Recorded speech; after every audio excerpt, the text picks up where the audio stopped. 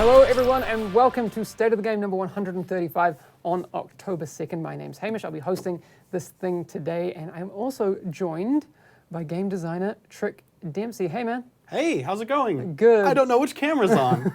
Well, we've got three of them and I need to set up a tally light system that we don't have yet. But before we get to chatting to you about some of the things you're working on for episode 2, we're going to talk about this week's priority alerts. So let's go with that one. All right, so Thursday maintenance this week, which would be tomorrow, there is nothing planned for tomorrow. So play as you will, but there may be a maintenance early next week. And as we get to the end of the week, we'll tell you more about that. We know that there's a lot of discussion around the Apparel cache key fragments, and we're looking at making some improvements for future events. We've been hearing the feedback and how frustrating it can be when you have a lot of field proficiency caches, as well as the Dark Zone caches, and then those not dropping an Apparel event key. To be clear, those happen as tied to level ups, not necessarily the cache themselves, and Trick will explain a little bit about that in a second, but he'll basically just say what I said. I know Chris is talking on Reddit and the forums about these things, about the improvements for future events.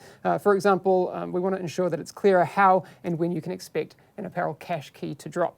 We'll also have more on this topic at the end of the week. So on Friday, we're looking at getting an article up about immediate changes as well as future improvements for those future events. So keep an eye out for that one. We are testing improvements on the servers right now. Specific servers, I'll give you that in a second, for latency and hit registration. We're currently testing those changes that will hopefully improve those issues, especially for those of you that are interested in PvP. These have been implemented on the live conflict servers. We didn't tell you that because we wanted to check how that went. And those are being tested right now and they've been active for a couple of days already. So if you've been playing conflict, you will have experienced it, maybe without knowing it, but those are live. Changes to the conflict servers don't affect other areas of the game, so that's why we can kind of test that before rolling it out. We'd love to get some feedback on this. So if you haven't played conflict yet in the past couple of days and want to do that and let us know how your experience is, that'll be fantastic, and let us know on the forums and all of that. And then if everything goes well, we can apply it to other servers that run other parts of the game, namely things like the Dark Zone could have those changes as well. Next week on State of the Game, it's going to be a special one, a big one. We're going to talk about the full content of episode 2, the narrative content, the new specialization, and all of that good stuff. Today we're going to go in a little bit more depth on some of the things that Trick has been working on. And with that, let's head over to our developer interview.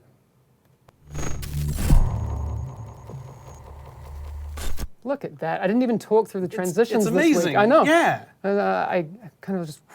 Was there like a whoosh sound that I didn't pick up on, or is it just perfectly I don't know solid? if we have the sounds in there, but... I get nodding. There's some sounds in there. Yeah. Production value. Hi, Trick. Hello. How are you? You're a senior game designer here on the Division 2, for the people who haven't met you before. What are some of the systems they may know you from that they've experienced already in the game? So I'm the feature owner of bounties and invasions and projects and mission objectives and objective timers and a few other sort of weird UI things that are in there.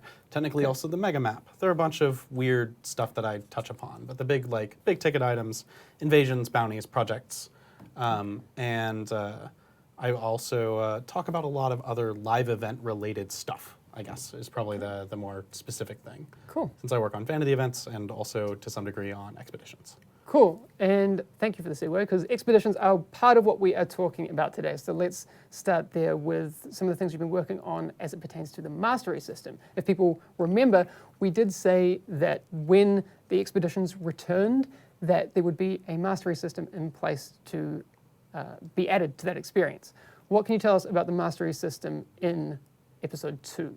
So when episode 2 goes live, the expeditions will come online again, all 3 branches of them at once. Mm-hmm. They'll stick around for 2 weeks, but when people get there, if they've completed on story mode already, they're going to be able to see not only new difficulties, normal, hard, and challenge will be available, but also that there is a list of masteries. If we want to bring up that first picture, it actually kind of is helpful. Cool. Let's take a look at that Let's first take a look one. at it. It's on the way. It's coming. It's coming. There it is. I did that without warning. So even when you walk in, you'll be able to see, oh, here, for example, the person who is playing has done the normal mastery difficulty in 47 minutes, which is quite some time. Yeah. I'm getting the stink eye. It's really good. And I believe you should be able to see. It's hard to tell from where I'm looking at a monitor whether they got a bronze for that, which I think they did. Yeah, you got a bronze star. Hell yeah. Just so you know, Trick is actually directing that at Taylor because he took these images. But the core idea is that not only do you walk in and you find that there's essentially a set of time trials, bronze, silver, gold, you can also see that there's a modifier that is in place when a mastery is active. So it says, hey, we want you to beat this as fast as you can, but also here's something called dead drop. All of the enemies are just holding live grenades, they're holding that pin closed, and the moment their heart stops beating, they're gonna drop it on the ground. That seriously changes things. It also means that red enemies particularly actually drop incendiary grenades and all the other enemies drop fragmentation, which means that if you get swarmed by red enemies, you need to be aware of, hey, they're about to do a ton of aerial denial right where I am. So if I'm trying to hack those consoles or any of the other objectives where you got to stay next to something or protect a thing from damage, you need to kite some enemies away from stuff or they will kill them for you. Congrats. That's really cool, man. When I first read the dead drop description, I thought that it just meant that enemies would drop grenades and you go pick them up and you can use more grenades and that sort of thing. But it's a corpse explosion situation, yes, right? It's very much a corpse explosion situation. Again, Diablo fans will remember Neelithak's tomb. No? Anyone? I mean, okay, wow. Nice. Corpse explosions everywhere. That necromancer was serious business. But I love that kind of gameplay as well because it adds a level of, I don't know, fun that doesn't exist in any other mechanics that we have right now, right? Yeah, and you get a little bit of delay, like it doesn't just happen immediately, but you get the warning. And what's great is like you spend a lot of time like going, oh, I need to rush the guys are trying to turn on arm those bombs inside of the sewer. And you go and like, I'm gonna get up to you and I'm gonna melee you to death, and then you immediately regret your life choices. And you have like a second and a half to think about it or to just take a shot. Yeah, but then your kill priorities become entirely different, Yes. right? You're like, Oh, yeah. I'm gonna kill that guy now because he's a red bar, and usually you might leave those for later or that sort of thing. So it changes things up. That's really cool, man. We have some more images about this mastery system. So let's take a look at the second one so we can tell you what is interesting in that one. All right, here we go. Now this gives us a really good view of the reward structure and also your personal best. I think it's always important when you're doing something like time trials to be able to show your personal best and your improvement. But you can see over here on the right, I'm gesturing with my actual hands for no reason. That yes, there's normal rewards for just completing it on normal mastery, but also once per event, you can get the bronze, silver, and gold mastery rewards for each difficulty. Now to be clear, that means if you get gold, you will also get the bronze and the silver. So that gold right there where you've got one equipment item and one shade supplies, if you get that with your first try because you're magic, you will actually be getting 2 equipment items and 3 unmarked shade supplies, which are just sort of a random cache of they can be a gear item or a weapon or I think they can just be a ton of resources. There's a bunch of stuff. They're in missions and stuff too. And then those completion times there, you can see that's like 35 minutes, 45 minutes, and 60 minutes. These pictures were taken before we'd done a pass on the final numbers for those. The final numbers are in. But we may even still continue to adjust those inside of live. Yeah. But generally, they've gotten much shorter.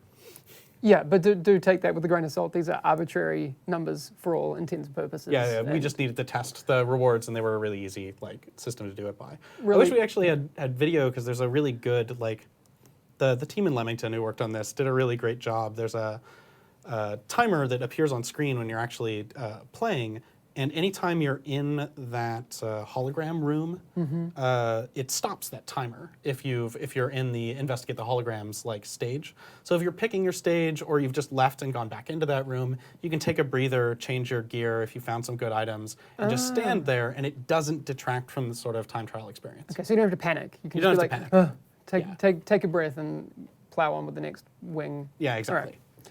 Cool. All right, we do have one more image as it what's it pertains gonna be? to the expedition. So let's take a look at that and have a bit of a chat. I love that I've previewed all these images, and yet I remember nothing. Yeah, like you say, we've actually seen a lot of these. So those times, even though George did manage to complete it in less than 60 minutes, good job, dude. Was it hard? Yeah, I found it a little bit difficult. Okay. I was a little bit rusty, but Huh. So anyone that knows our buddy George will know he's pretty damn good at the game. But I think I got to say there's going to be people that definitely beat that dude. It's very build dependent. Like, Yeah. you definitely change your strategy if you're, for example, like a high crit SMG player. You're like, oh, this is a bad idea. I'm going to try to get at greater range. It's really solid. The timer was in there. Something sort of else worth mentioning is that we've also once per event, so it's going to be open for 2 weeks right after October 15th, the moment that the update goes live. You can get the diamond back again from the treasure room sort of at the end. And every time that it opens up after that, you're able to get it it essentially resets that. So you can go back and get it one more time. So if you're farming exotic materials, this is a really good guaranteed way, essentially every 3 weeks approximately, to pick up some additional exotic materials. All right. So unlike the first time that we rolled out the expeditions, everything's going to be open on day one. We're not rolling out the wings. Correct. Yeah. Everything will be open on day one. You'll have to complete story mode before you can do the masteries, which should help you planning some of the weirder objectives to be dealing with guys who just drop fire when they die, because it does change your life. Okay, cool. And just to reiterate, for those of you who want to know when it's up, we're looking at following a 2 weeks up, 1 week down cadence for. So just for launch, it'll be up for 2 whole weeks. Okay. And then after that, it will be down 2 weeks, up 1 week, down 2 weeks, Okay, up 1 week. so the inverse of what I said. The inverse of what you said, yes. Okay, cool. But yes, do give us feedback on all of the above things because we like to hear what you think. And we will make sure that all of that information is out there for you. Are there any indications in the UI? Do you know about it says the when next it goes time, down and when it's coming up? Okay. Yeah, it says up Good to for a certain amount of time, up until a certain amount of time, and then next available certain time. All right. So we've also added what golds you have on what your times on the different masteries are on the map view. So if you're inside of DC and you look at it, you can see a bit of information as well. Cool. So just to reiterate, that means it opens on October 15th. Yes. Which is 2 weeks away-ish. 13 days. Ish. And it will close again on October 29th, and then it'll reopen on November 12th and close again on the 19th. Yes. That's what I have here, so I hope that's correct. So I guess the Diamondback is one of those things that if you already have it, one, you can put it on more characters, or two, more exotic components for you. Yeah, for whatever weird uses you people have for exotic components. Yeah. I love that gun. By the way, I've been playing with that gun. I just got the OK Corral holster or whatever its final name was. That's the exotic holster. What's the in-game name? Yeah, great question. I've got the gunslinger holster, whatever it is, and I'm using that with the Diamondback right now, and it's a blast. So it's not effective. Like it's a terrible build, but it's a lot of fun. You would think we would have the same names for the actual item, but we have internal names and we have external names. Diamondback was always called Diamondback. Nice. Yeah. No, but take a look at it. Yeah. There you go. Makes sense. Okay. There's some other things we need to talk about today. We mentioned it before that there are changes coming in episode 2 to the Shepherd system. Yes. But we didn't really go in depth about what that meant, or didn't have anyone here who could speak about it with any authority. But since you're here, we can do that. It's you. You did it. Let's go back. So when the Shepherd system released, some people had some, let's say usability issues. Yeah. That's fair to say? Yeah, Would you that's say? fair. What were some of the things that you wanted to remedy in the iteration for episode 2? So the things we wanted to get is when somebody fills up that Shepherd XP bar, we want them to get something for it. In addition, we still wanted to maintain that being able to give someone a thumbs up, being able to say, actually, kudos, no, you were really helpful. You didn't just stand by the mission entrance, for example, and have that human feedback of surfacing that to people.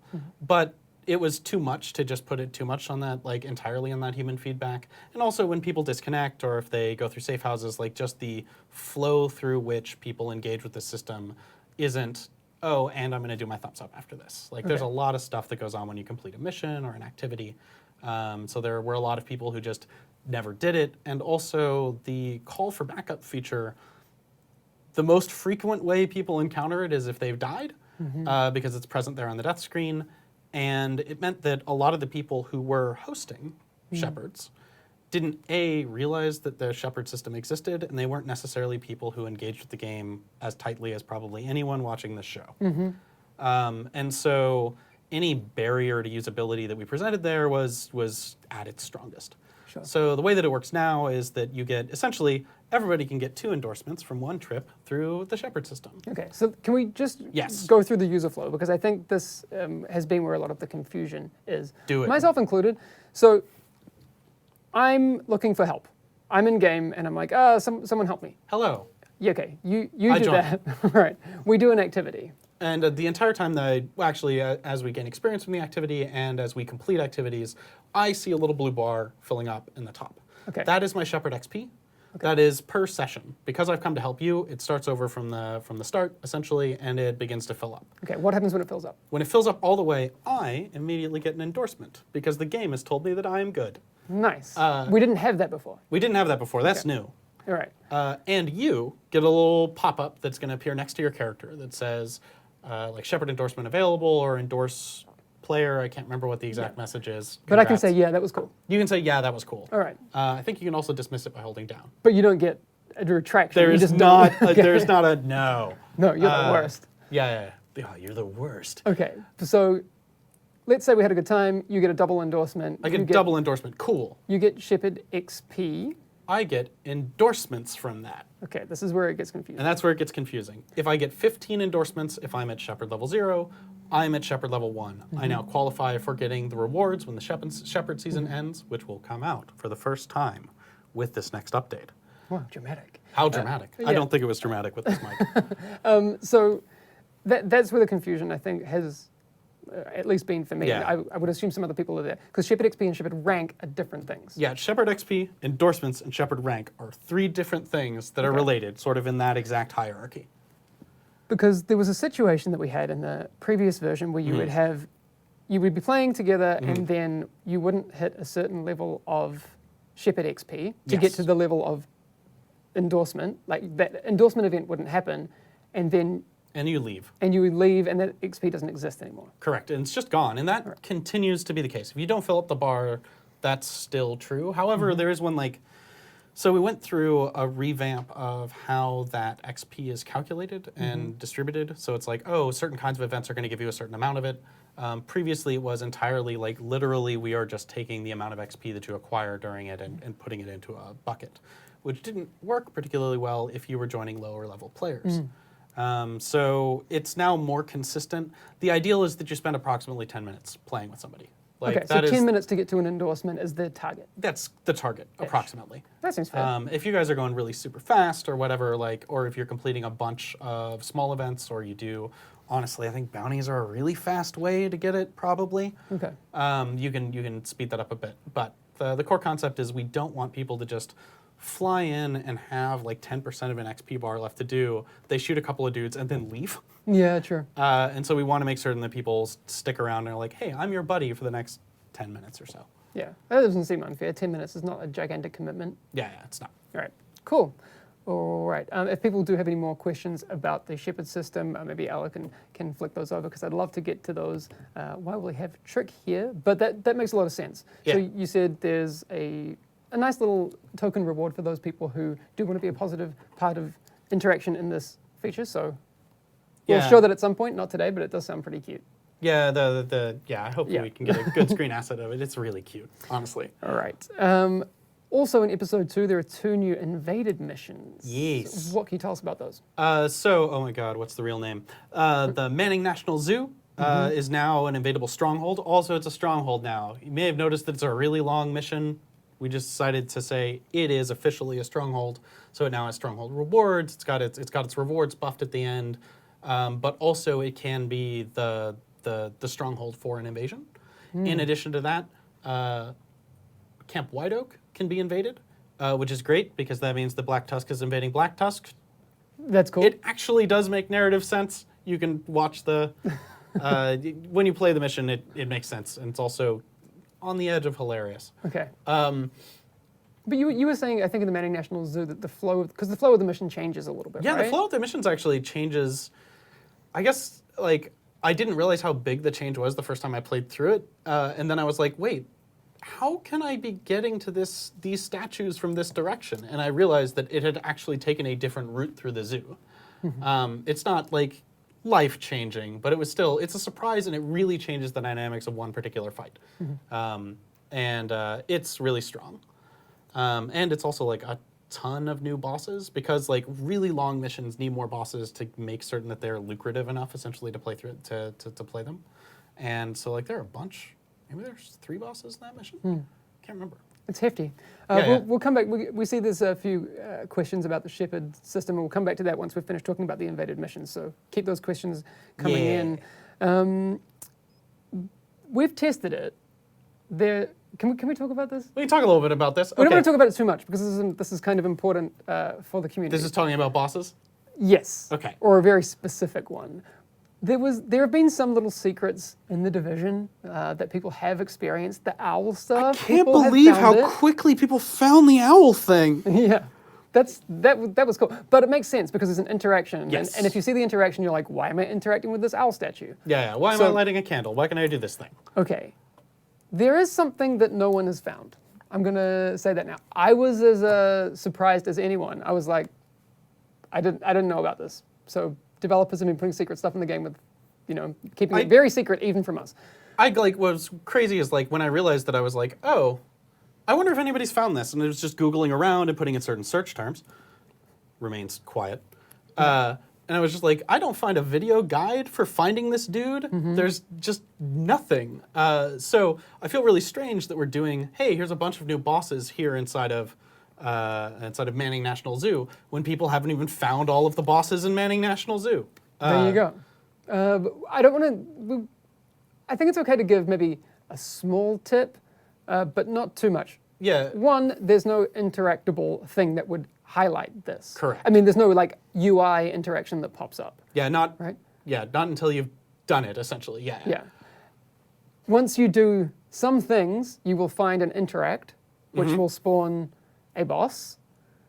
Who's a jerk. Who's a jerk. And has some serious weaponry. Yes.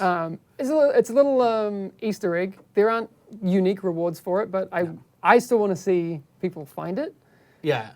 And it's there. I tested it. I played it today just to make certain. I was just like, okay, I'm going to hop on live. I'm going to take my live character. And man, it takes a while to find him. But it's true. Yeah, it's something. But the only other tip I will give is, if you find yourself in one of our levels and you have about like a football field's length in which you are doing nothing, you should probably look around. Okay. I think that we should leave it there. Yeah, we'll see. I expect by next week some people to have found it. Please let us know, because I haven't even seen it yet myself. Like, to be honest, when you spoke about it this morning, I was like, yeah, but is it actually in the game? Because there have been some things in the past where we were like, no one's found it, and we're like, oh, it's actually not in there. Yeah. But this is legit in there because it's been tested today. Yeah. I think you might be the first people to have found it. Or, I mean, I'm sure, well, it's not unlikely that someone will have found it and not put it on the internet. Yeah, because there are loads of people who aren't recording everything they do. Sure. Okay, anyway, let us know. I want to go back before we move on. So on the Shepherd side of things, the endorsements per level, the first Shepherd rank requires how many endorsements? So it used to require 10, it now requires 15. Okay, because you can get the double, so. Yeah, because you can get double. Okay. Yeah. And you're going to get them much more consistently. Our guess is that actually this will still make it much faster to progress, because there's no user error essentially that can mess with it. All right, and then beyond that, for every additional rank past the first? Yeah, it was 5, is now 7, for sort of the same reason. Literally, we just multiplied it by 1.5. Welcome to Senior Game Designer Trick Dempsey's Guide to Making Video Games. All right, there you go, 1.5. Nailed it. 1.5, it's a great number. I like it, it's nice and round. Yeah, it is, except for they're integers, so we had to, Okay, it's not a math stream today.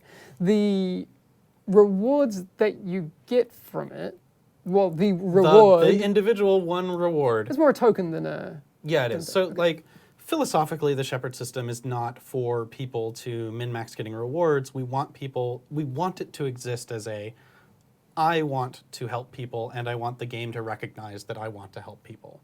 If we put, like, a really powerful or compelling reward on it, like, it defeats that purpose, because then there's, like, a big selfish motivation to it. But we've got a vanity item that is will be rewarded to everyone when episode 2 goes live, who has above Shepherd rank 1. Double I check believe that. so. I Right. believe so. Yeah.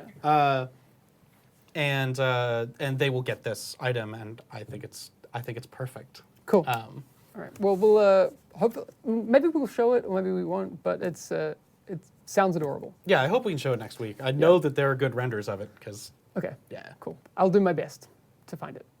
I'm gonna write myself a note right now. Reward. Reddit will remind you. All right. I'm sure. Thank you. Named items. So we've talked about these a couple of times. Okay, good. I was like, please tell me I'm not breaking the news of No, the no, no, existence no, no, of we these have, named items. We've hammered it home, but I wanted to talk to you today about some of the ways that they're being rewarded. So the first time you complete Tidal Basin during an invasion now guarantees a named item. Yes, regardless of difficulty, you get all the way to Tidal Basin. The rewards of that mission are going to give you one of the pool of named items that are available in the Light Zone. Okay, first time you complete a heroic mission in an invasion, you get a guaranteed named item reward. Correct. Cool. And there's not one big pool, but there are big pools. They're within big it? pools, Okay. yeah, because there are some that are restricted to Dark Zone? the Dark Zone, Yeah. and some that are restricted to the Light Zone, and then there's a common pool. In addition, I understand, right? That's literally not my job. In addition, heroic bosses now have an increased chance of their bonus item drop, but now that drop can be either an exotic you already have, that's important, or a named item. Yes. So people already know for farming exotics that you can kill the bosses of heroic missions only at final boss, and it can drop the exotic item. We bumped up the chances of that happening, but there's also, it will choose either from the pool of exotics that you already have, or it will roll a different die and get you one of the Reliable named items. exotic materials. Yeah, it's reliable exotic materials, and those named items have rolls on them, and so you can have sort of a better one or a worse one. Like, I really like a lot of them. Nice. Named items also drop at a very low chance from all enemies, and I love this because you can kind of have that, like, pardon my French, holy shit moment, you know, where you're like, you're like grinding red mobs and like, boom, named item. That's cool. Yeah, it's super good, and like it means that you can, if you like doing tier 4 control points, the chances of them going up, the chances of them dropping go up with difficulty, although I think technically it's just attached to the veterancy of the enemies. I can't remember. But it's like you can get them from bounties, you can get them from control points, you can get them from any kind of content. Cool. It's I'm not kidding, a very small chance. Yeah, but it's still, you know, those moments will happen. Yeah. Like, again, not to hammer home my Diablo 2 references, but one time I found a grandfather, which was a crazy sword, from under a rock, and that was cool. That's wild. It was a cool moment, and the thing is, I still remember it, and it's been like, I don't know how many years, crazy amounts of years. Is that Diablo 2? Yeah, Okay. it was this Zweihander. It's the big sword, yeah. The wiggly yellow one. All right. The big sword. The in Diablo. big sword. You know, Yeah, it was that one. serious business. All right, thanks very much, man, for coming through those with us. Can you stick around and go through some agent highlights with us? I don't even know what an agent highlight is. Is it a hairstyle? Maybe. All right, let's take a look at agent highlights for this week. All right, our first one, I'm not sure which we have lined up first, but should be familiar to people who are watching the cosplay community. Agent Mab, who we know and love, and the real Crazy Joe. I love the UI included. That's nice. In That's the really good. Photoshop. Really cool. Looks awesome. Is I that love the missing agent UI from the first game, or is that a new? Well, okay. Yeah, now we're going down a rabbit hole. But no, that looks awesome. I can't wait to see more. Are there any more images from that photo set? All right, Alice says yes. All right, I'm gonna go and check that out. Twitter story. Oh, there's a whole Twitter story? It's a little story, yeah. All right, so Nice. head over to Agent Mab and Crazy Joe's Twitter to go and check out that story. That's awesome.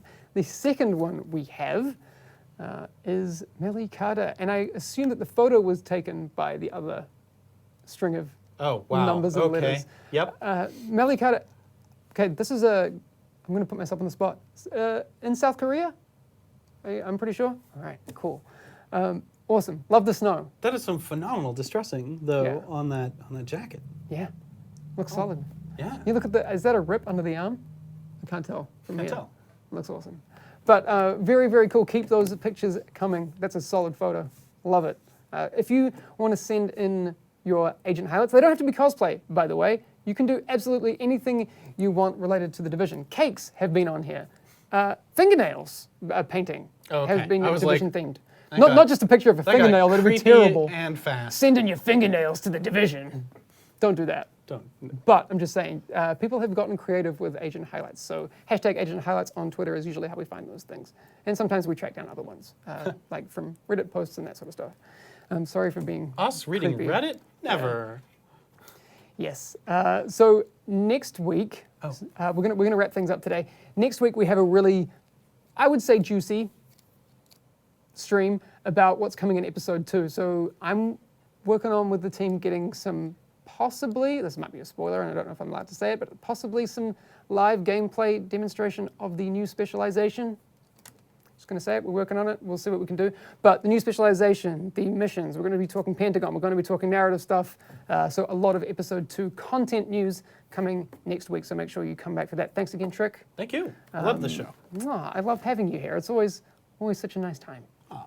That's going to be all for today. We're going to leave you with some Division 2 photos. If you want to join in on that fun as well, hashtag the Division 2 photos. George wants to apologize for getting some of the names wrong last week. I'm sorry. He says sorry. I heard him. He says he triple checked them this week, so we'll see. Good job, dude. Enjoy the Division 2 photos, and we'll see you again next week. All right. Bye.